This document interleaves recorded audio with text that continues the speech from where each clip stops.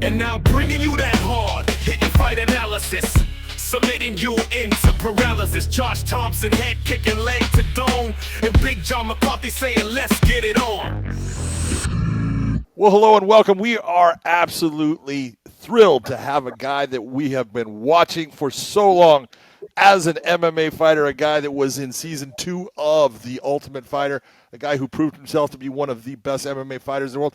I talk about him all the time because he had an incredibly different technique and style than every fighter out there, but he was brutally tough. And now, after all the time of being a stunt guy and doing all kinds of different films, he has his directorial and, I believe, writing debut with Kill Me Again, a movie that Keith Jardine, our guest, wrote and directed. How you doing, brother? Yeah, I'm doing great, man. I'm doing great. Just doing this tour. I'm getting ready to do a. I just got back from the LA premiere. I'm going to the New York premiere tomorrow morning. There's no rest for the wicked, man. How did that LA premiere go? Everything go good with it? It was amazing. One of the best experiences of my life. It was packed full, completely full of LA people. Some of them, they're kind of cynical about movies and all that, right? Yep. People laughing and reacting throughout the whole movie, man. People were super ecstatic afterwards. The Q&A was amazing, and people just like flipping out over this movie because it's something that you won't see coming. So I want to start from the beginning, though. I mean, John was obviously saying, you've done some stunt work, for a long period of time after coming off your fighting career. Now moving on into, directing, producing, and writing, all of these things. Let me just know, what is the process, though, that you went through to get to this point? After being a stuntman, how did you decide you wanted to do this? Is this ideas that came up? Did you team up with people? How did this all come about? Well, it comes from acting, actually. When I first came out of fighting, trying to be an actor, flying to LA all the time for auditions and all that, spending all my money really quick. Uh, yeah. Yeah, it'll do it. Stunts is what started paying the bills. I got a few good roles, like John Wick and some other things Yep. that saved my life. A movie called Transcendence with Darren Prescott. So stunts saved my life. But then I got a few great acting roles. I got a Paul Thomas Anderson movie called Inherent Vice. I got some things. So I started getting known as. I started finally being able to separate myself from fighting as an actor because a lot of roles, and I've been there. I talked to the casting directors.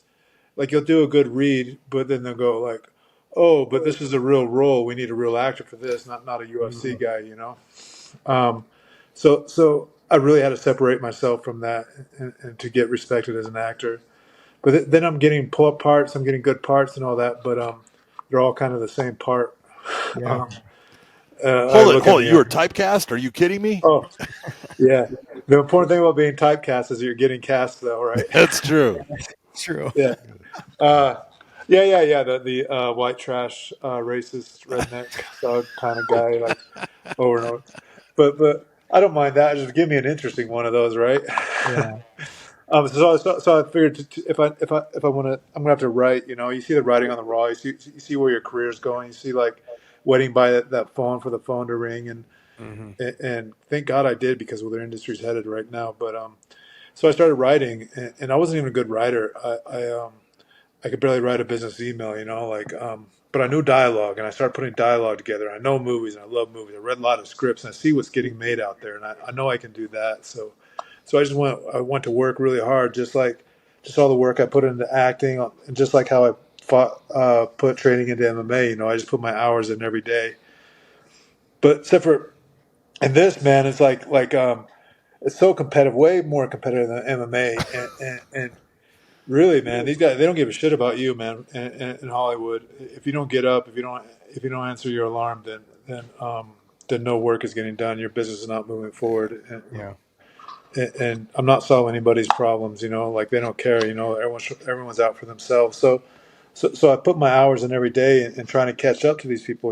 Like trying to get my 10,000 hours in as quick as I can. And my second script I wrote gained a lot of traction right before COVID as a Western, and got some really good actors attached to that. I didn't know how to package back then, but then, so it's not technically, you said this is my first thing, but so what I did is I wrote a couple scripts, um, but then I want to do something that I wouldn't give up my role and that I would be able to direct. So then I put a short film together called El Paso 1155. And that film did really well, won a lot of awards. I've been in four Academy qualifying festivals and all that, and I learned how to direct and I learned how to do everything on that, and that Who led did to you who filming did you go who did you sorry to interrupt, but who did you go to after you wrote your first couple scripts? Like what did you go who did you go to start kind of like, hey, will you proofread this and like kind of give me some insight? Well, like because you're just talking about how everyone is kind of out for themselves. Like it's hard to be able to go to someone and trust them with your product. That's right, man. There's a lot of levels to that, man. First of all, give me somebody your script, especially right off. Like now, I don't give a shit now. Like it doesn't matter right off, man. It's like you're naked and exposed, man. It's Yeah. a really scary thing, dude. And it's almost like fighting. You're just naked in front of everybody. You can't hide anything. And a script is that way, and it's super scary. The Western I gave to stunts helped me out a lot. I knew a stunt coordinator that was the Western stunt coordinator. He did Tarantino's Westerns. He's a second unit director more than he's a stunt coordinator. And he's read every Western script there was in the last 20 years. And he told me that, dude, he told me I read every script there was in the last 20 years, and this is one of the best I've read. It's got to make you feel good. Yeah, yeah, right.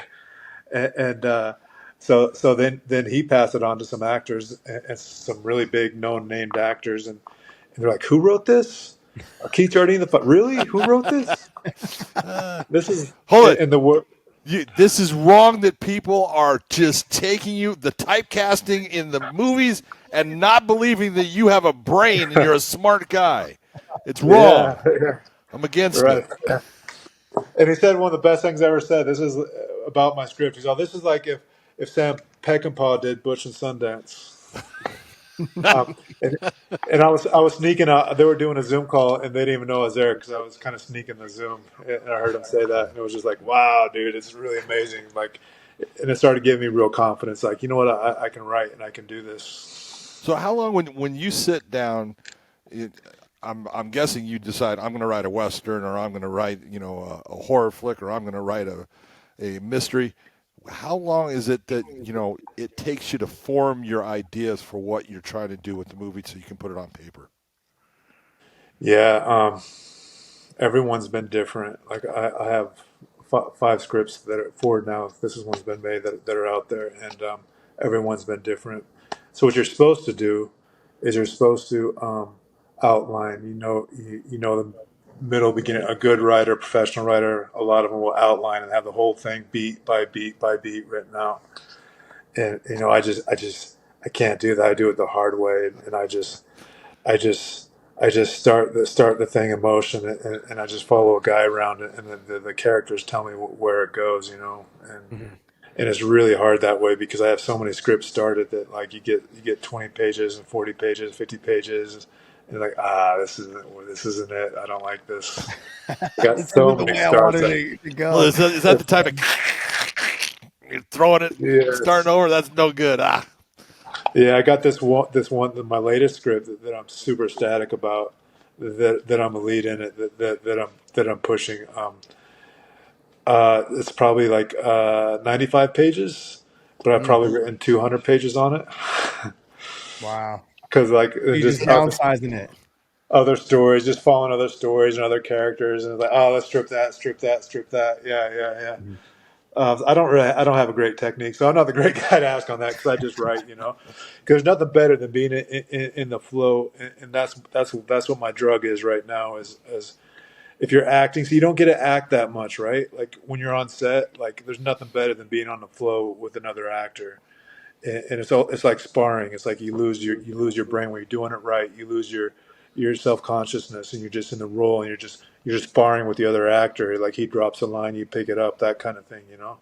There's nothing better than that, but you don't get to do that too much. But one thing you can do is write every day, and there's nothing better than when you get to the flow with a dialogue of two people and you can't keep up, you can't write fast enough. That's one of the biggest highs. It feels like you're flying, man. But there's a lot of suffering to get to that point. So once you write the script and you send it off to a couple people, then what's the next process after that in terms of like, is it casting? Are you trying to find someone to pick it up to help fund it? I mean, what's your process after that? Okay, yeah. To go back to that really hard question is, first of all, writing a script is one of the hardest things to do, and all that, and to actually finish the script. But that being said, every actor seems like has a script in their back pocket. It's as hard as it is to write a script. It's harder to get somebody to read it on a lot of occasions, especially somebody that counts. Yeah. So I use my connections, and for me, it's because of the connection with that one Western script I told you about, and I had people attached to it. Then people started paying attention to me, and then certain people will start reading my scripts. If you have a script out there trying to do it, it's really hard, man. Especially if you're not in the industry and you don't know people from a job you just did or something like that. It's really hard to get. There's film festivals you can do. You can enter into that. There's a blacklist, which is a famous website that has screenplays that if you make the blacklist the top of it, then you're doing really well. I'm not that good of a writer, honestly. But yeah, so me personally, I write a script, I finish it. I send it out to everyone's different. I send it out to my readers. There's a group of writer friends and collaborators. Joe Carnahan, the famous writer director, is one of them that helped me out a lot, and I can send it to them. Brian Taylor, another good writer director that did Crank, reads my stuff. So I'm really fortunate in that manner. But then that's not really. Then this is it good or not good, right? But then you got to attach the actors, and that's a big thing. Well, you want to go down that rabbit hole about how you get a movie made. How you get a movie made is you get a money actor attached. So you find yourself a money actor that will attach their name, so like, off the top, you're going to go with, I don't know, let's just say Patrick Swayze, who's dead, but let's just say it'd be hard for Patrick to actually take that name, role, right? You pick a top name. You're going to sell that movie. Yeah, exactly. Yeah, you're going to sell that movie, right? If he's attached. Either that, or he's not going to. He's going to need a lot of makeup. Yeah. Keanu Reeves. Let's say Keanu Reeves. Keanu's a good one, yeah. Yeah, you attach Keanu Reeves to this, right? And then from there, that's when you go ahead and start attacking the funding. Yep, especially if you have a background. If I got Keanu Reeves attached to my script, then that script really means something. Everybody's going to pay attention.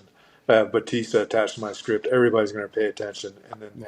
And then you work out the budget and you shop it. Like somebody like that, some big money like that, like that's like you're making a movie, whether you're directing it or not, is a thing. And that's where I came along. Like I have an MMA world script that a studio wants to do, but this is how I fell into Kill Me Again. But they covered the script, which is great. They approved the script because when they cover the script, their job is to say no, right? Because they're nuts on the line if they say yes and it's bad.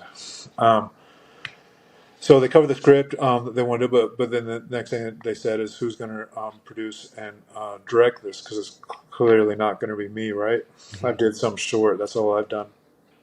So that's why it's right during the actors strike. I put, what can I do? What can I put together that's contained enough and small enough, but interesting enough that I can raise the money, I can do it, and I can direct it, and that's how Kill Me Again came along.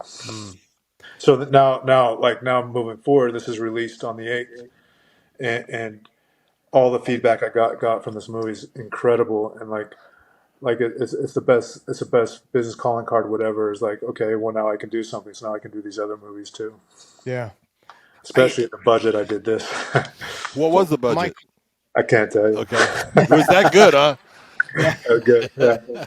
I guess where I'm going with this, in this day and age, right? You see the movie industry is not the way it was, 15, 20 years ago, 20, 25 years ago.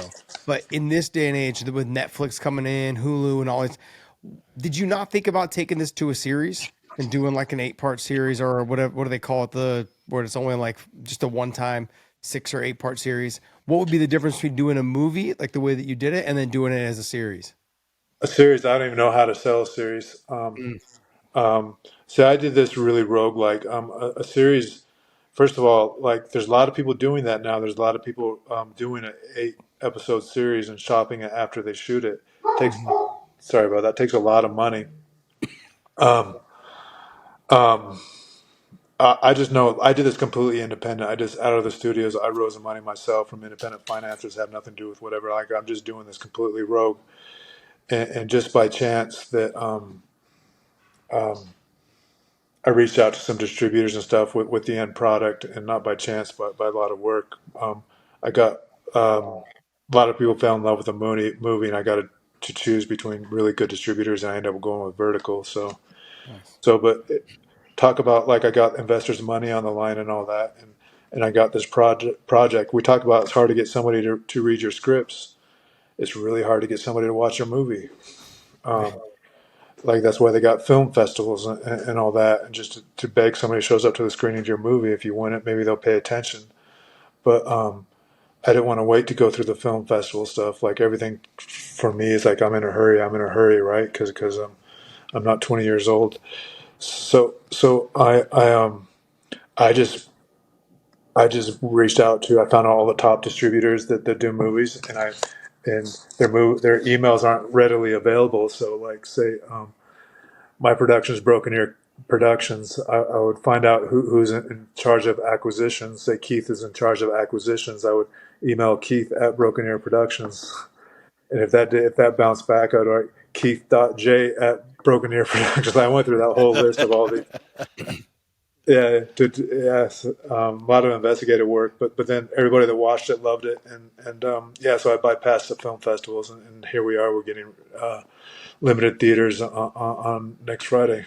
Keith, we talked about you just on July 31st. You had your screening in Hollywood, basically in Yeah. LA. There, what was the feeling for you going into it? Was it similar to being like almost a fighter getting ready for a fight?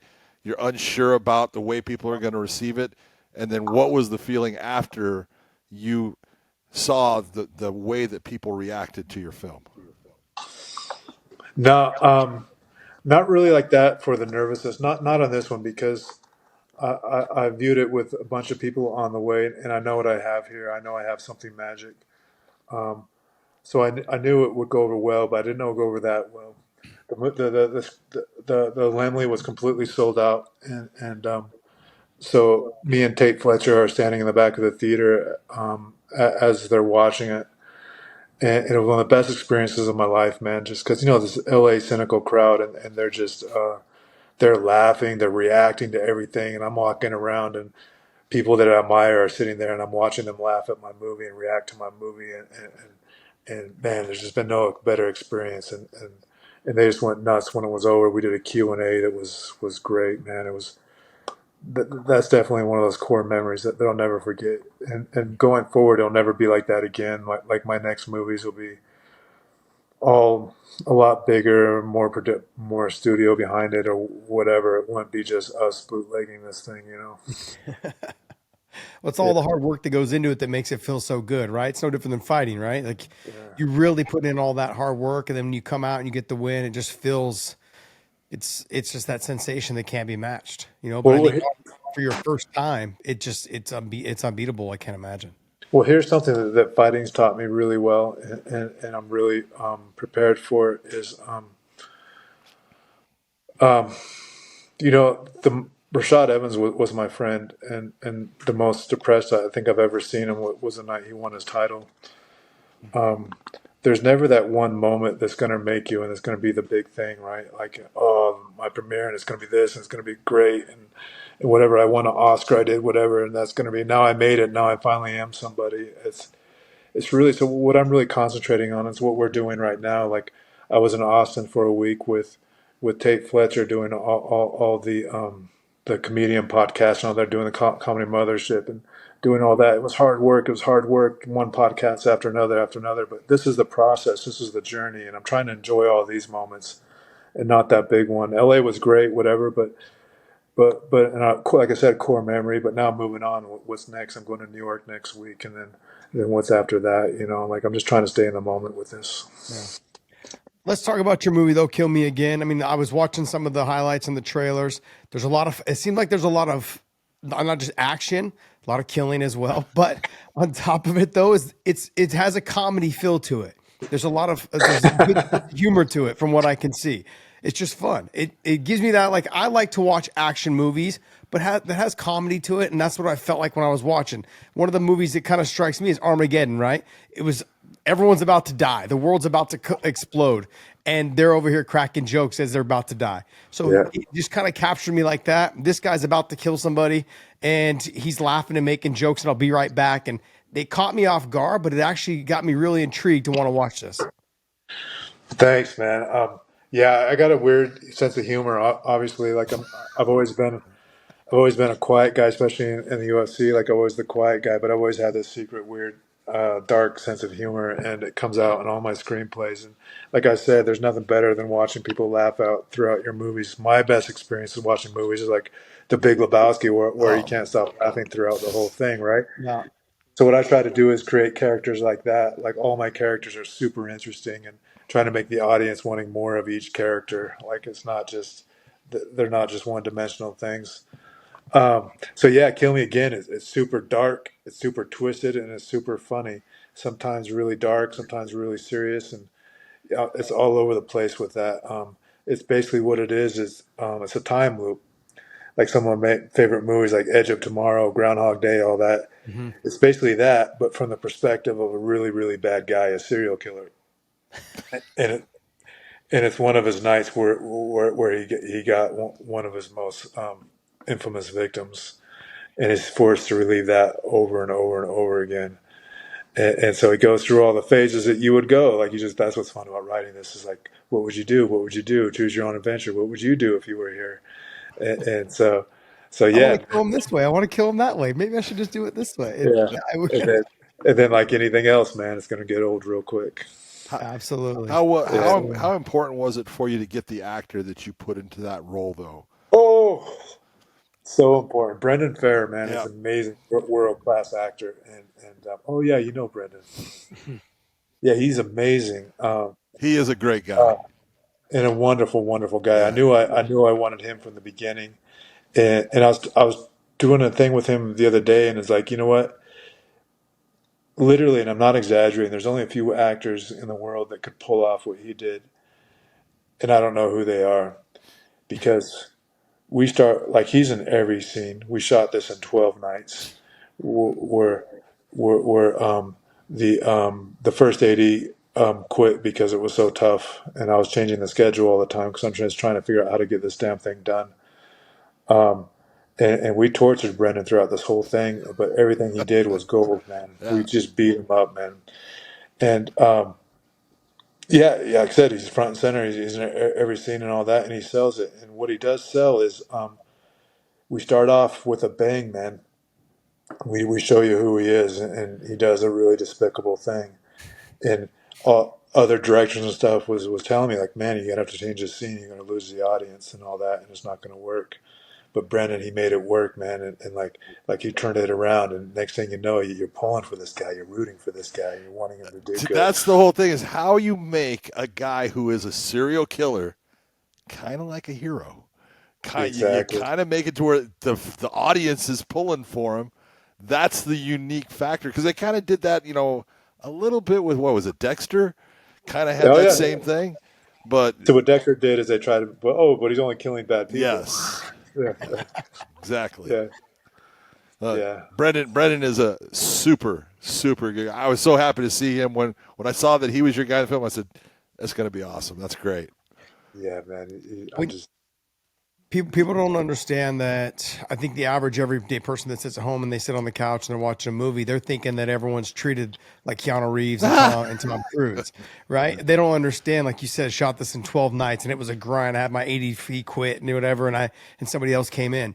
It really is a grind, like in terms of, especially in a where the budget is not, $150 million. It's like people think that you show up and there's catering everywhere and that you're just, the people are waiting on you. Catering, there was Snicker bars. Come on. And the reality of it, though, is that it's not that, Yeah, man. It is not that, but the beauty of shots like this, and that's one reason why I started writing, is because I was doing I'd had a really big part on a network show, and it was supposed to be like I made it as an actor. I got this part, this really coveted top of show, whatever, and all that stuff. But it was just like, you know what? It's just like you're going to work. You punch in your time card. It's like the director, like he's just his episode for director for the episode, the act, whatever. You don't really get any feedback. Everybody's just doing their job, and it wasn't really a family in that. But then I think when I collaborate with other writer directors, when people are like just trying to make their art come to life, that's when I have the most fun. And what we create there, and someone like Brendan coming in here doing this role, and all the other actors and the whole crew that has your back because they just feel that there's this environment of trying to make this thing come to life, and everyone's going to bat for you, and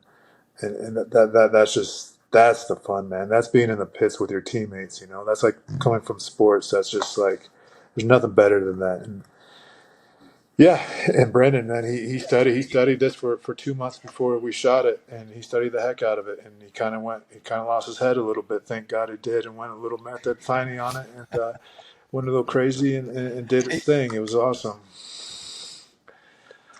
Yeah, it's you're gonna have to pull it from within them, right? And make sure that they produce Yeah. at that level that people have never seen before. And being there at night, if say at 1, 2 in the morning, having to film, and the whole crew and the cast and everything is sitting around, and everyone's freezing or everyone's sweating, depending on what it is, right? And to be able to get it out of them. What you're talking about is to let everybody know. Like I just assume everybody knows. Like when you're doing night shoots, like especially in the winter, which winter is the best time because you get a lot longer night. So you're pretty much from 5 to 5 every night. You're doing 12 hours every night, and yeah, and it's cold. It's in winter. And it's not the funnest thing, but it's just you know Tate Fletcher bringing a cheesecake every night, every morning at 1, 2 in the morning, picking everybody up. Michelle Watterson was there, and it was just so much fun. Everybody laughing. A lot of people told me that's the most fun that they've ever had on a set, which makes me feel so good, man. Like that's one of the best compliments you could give me is just because, man, like you're really just in war for those few weeks. So it drops August. It drops this Friday, August 8th, Yep, correct? August 8th. We're in theaters and wherever you rent, Amazon, Apple, all that is there. Okay. And try to get it early because I'm really worried about the ending getting spilled. It's kind of like a Sixth Sense kind of thing. If you know the ending, it kind of dampens the movie. But you, Got you it. can pre-order on Apple right now, actually, which helps us a lot because if you pre-order on Apple, it helps our placing when we go live. So how did those negotiations take hand when you like obviously in select theaters and then also too you said like Amazon and Apple, like how did you go about getting those negotiations set for this? Some guys are super rogue, and I've done everything myself and do the self distribution. But no, I teamed up with Vertical Entertainment, which is a really good distributor, and they handle all that for me. Oh, that's nice. Yeah. That's good. That's one of the few All things right, well, where hey it's like man. I've done everything. My finger, the edit, the music, and everything. I got my fingerprints on. But that part, like, no, I did approach and I did get some theaters on my own, by the way. So no, I did do that too. The So when you UFC, say the UFC is really coming in handy for me now. Like I told you in my beginning days of acting, I would shy away from the UFC. I would turn down roles that was like UFC type roles and all that because I wanted to be to make my be known as an actor. But right now it's come full circle. I've really the first line in my all my emails is Keith Jardine, former UFC star. If I'm nice. emailing a theater, that's what I'm saying. That's what I'm saying to everybody. Like I'm really using the hell out of it right now. That's good. Use Yeah. it anything you need. That's the way to do it. Have you been able to get any play from them, like in them helping you promote this? Dana's absolutely. He sent the camera crew. So so someone showed him the trailer. I was really fortunate. Jen Wink showed him the trailer, and yeah, wait, who did this? And they brought his right hand man and did the same thing I told you with that story. Like, guess who did this? Keith Jardine did this, and he said, whatever he needs, man, we're gonna get behind him. We're gonna help promote it. And they brought the camera crews and they followed me around for the Albuquerque premiere, and they're Nice. gonna do some more stuff for us too. So like, No, people don't seem to understand that like yeah, Dana, the UFC, and all the guys that have been behind the UFC, they've actually they've done a great job at like helping people behind the scenes. They don't look for the credit of it. I want to make sure we give them a little shout on that because they've done stuff with Ben Askren, they've done stuff with other athletes Yeah. that have been through a lot, and also people that are having success outside of the UFC. They've tried to help out, so making sure they get that plug. Yeah, absolutely, man. Like, I wouldn't be here where I am today if it wasn't for the UFC. People will shit on things, what it'll pay or whatever, and like, all I know is, man, that's the biggest leg up in life I ever got, and I'm using the heck out of it right now.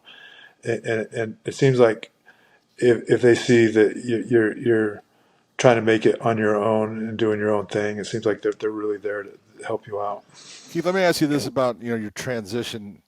It's not so much about this movie; it's about your life as a stuntman, as a writer, as a director, all these things, actor, everything put together. There's a lot of fighters that have a really hard time when they step out of the limelight, away from the cage, and they give up that part of their life. What was it that you decided to do when you left the fighting world and stepped into the acting one? What parts of your ability to focus and do hard work that came from MMA went into your acting and your stunt work and everything? Yeah, that's huge. There's a lot of ways we can go with that. My MMA script I told you about, it's more of a taxi driver, not an MMA script, but that's really what it's about. It's like you're 38 years, you're 40, 42 years old, and what do you do now? Like, Yep. because if you're going to be good at UFC, if you're going to be good at fighting, like you're not doing anything else. You're not going to school for stuff, whatever. Like you're single minded if you're going to be good at this. And That's right. now you're 40 years old, and what are you going to do? Go back to college? Like you didn't make enough money fighting. Yeah, right. Like yeah. So I was fortunate enough that fighting led to acting, and I always loved movies and all that. But so I was really fortunate in that, and then you talk about work ethic is I realized that I'm going to these auditions and with professional actors, some of them you may recognize for this audition, like maybe 20 people in a room in LA trying to read for the same role. Now these guys are just trying to pay their rent. These guys are professionals, right? Like these guys, they went to school, they went to theater and all that. And all I did is I worked for this audition, but like how much did I really train last week? Whatever. Like I broke down some lines maybe once, whatever. I did this audition, something else. So then I realized, you know what, like this is even more competitive than fighting. So I need to put my hours in every day. And from that point on, like no matter what I'm doing in this business, I put 2 hours. Doesn't seem a lot, but it's something attainable. At least I put 2 hours in every day. And a lot of times it's a lot more. Yeah, I mean, I've known actors and former fighters that have flown back and forth to LA so much to basically put them in the doghouse, man. They Did me. they spent so much money flying back and forth because it could literally be like, hey, it'd be like 9, 10 o'clock at night. Hey, we're gonna have you read tomorrow morning 8 a.m. in LA. You have to jump on the 6 a.m. flight, catch an Uber, get to the read, and then you're there for like 2 seconds, 3 seconds doing the read, and you got to go back home. I could So tell you a lot of stories about that. The good story is my biggest break was Paul Thomas Anderson is one of the greatest, most respected writer directors in America and in the world. And I was working out in the gym, and my manager called me and was like, "Hey, they're having trouble casting this role. It's like 11 in the morning or something like that. Do you think you can be in LA by 3?" Yeah. And I look at the Southwest. Yeah, there's a flight right there. So yeah, it's just I just happened to get there and did a cold read, and I'm horrible at cold reads, but they saw something in me, and I got that role. But I've had the same thing happen where it's like um, you fly into LAX and you're getting on the rental car trolley to go get a rental car. You get your rental car and you're memorizing your lines all the way to the thing, and you're reading them to the car and the traffic and whatever. You're 15 minutes late, and you get there and you get in there and you do your read. And one time, like I didn't even get to the end of my read. That's good enough. All that money is spent. Maybe there's not a late flight. Maybe you got to get a hotel room and all that. And it's just like I couldn't even. I could do it again, And yeah, it's like that's it. That's not what we're looking for. that's that cutthroat you were talking about. That's it. Yeah. So, Hey man, I'm so happy for all your success. This is a huge deal. This is a huge deal. So hey, August 8th, this Friday, make sure you tune in and watch it. You can get it on what? You said Apple. You can get it on Amazon Prime. Wherever you rent, man, it's going to be there. Okay. Make sure you watch it Yeah. early though, so you get more credit for it. That's correct. Yeah. No, if you get on that, if you do a pre-rent on Apple, if you can go on right now. There's a link on Apple. You can pre-rent it, and that really helps us out for our placing because, that's what I'm trying to do here. I'm trying to get the word out, and now I'm learning this right now because I have a really great movie, and it'll probably gain steam on its own. But like, how do you get people to find the tile on their TVs that they might want to click to? Because I'm reaching out to an MMA audience right now, but like, how do you reach out to everybody to move the needle on this? And so that's what I'm trying to learn how to do because it is like this movie's going to blow people away, and people say that maybe whatever, but like I know this is a really good fun movie, unlike anything anybody's ever seen before. Hey Keith, man, like you're part of our family. So anytime you have anything you want to promote, anytime you want to talk about anything and anything, you just reach out and you let us know. We'll have you Sure. on top of a dime.